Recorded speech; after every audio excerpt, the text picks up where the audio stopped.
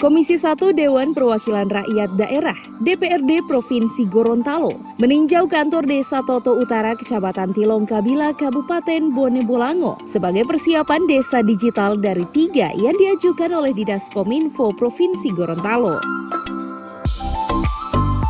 Kunjungan ini dipimpin langsung oleh Ketua Komisi 1 Awe Talib dan turut dihadiri anggota lainnya serta pejabat perwakilan dari Kominfo Provinsi Gorontalo.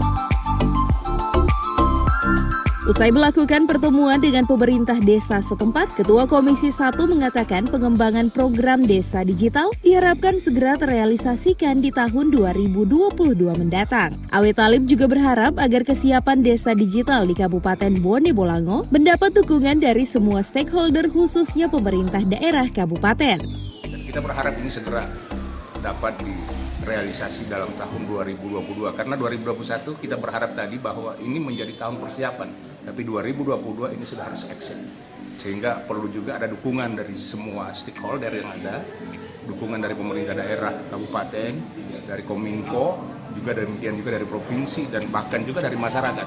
Alhamdulillah tadi juga BPD sudah menganggarkan juga melalui dana desa yang ada ya secara bertahap tentunya, dan kita berharap bahwa tentunya kita juga akan bisa meniru ya apa yang ada di desa tetangga, desa Lamahu yang sudah lebih awal, lebih dulu melakukan hal itu, dan ini akan diikuti juga oleh seluruh desa yang sudah direncanakan.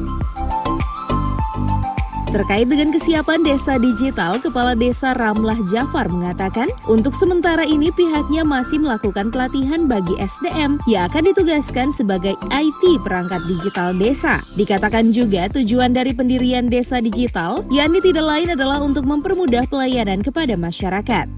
Terkait untuk persiapan di dalam desa digital, kita memang mengambil anggarannya dari dana desa. Untuk tahun ini kita sudah menganggarkan, tapi karena dengan adanya refocusing untuk anggaran virus corona dalam pengatasan virus corona, jadi untuk tahun ini kita penganggarannya secara bertahap. Kita berharap nanti pada saat tahun 2022 ini bisa eksis. Untuk tahun ini kita masih dalam tahap persiapan pelatihan SDM-nya, dan untuk anggaran-anggarannya kita sementara.